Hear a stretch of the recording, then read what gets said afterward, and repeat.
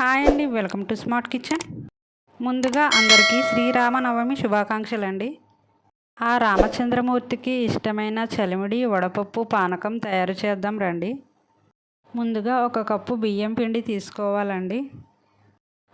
ఒక గ్లాస్ బియ్యం తీసుకుని ఒక 4 అవర్స్ నానబెట్టుకుని శుభ్రంగా కడిగి మెత్తగా మిక్సీ పట్టుకోవాలి.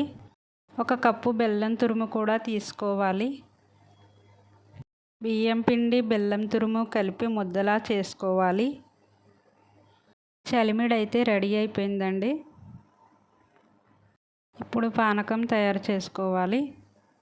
ఒక గ్లాస్ వాటర్లో బెల్లం తురుము మిరియాల పొడి అన్నీ వేసి బాగా కలుపుకోవాలి. వడపప్పు కోసం పెసరపప్పు తీసుకొని శుభ్రంగా కడిగి ఒక 1 అవర్ నానబెట్టి తీసుకోవాలండి. ఈ ప్రసాదాలని శ్రీ రామచంద్రమూర్తికి నివేదన చేసుకుని మనస్ఫూర్తిగా పూజించుకుందాం. నచ్చితే లైక్ చేయండి, సబ్స్క్రైబ్ చేసుకోండి.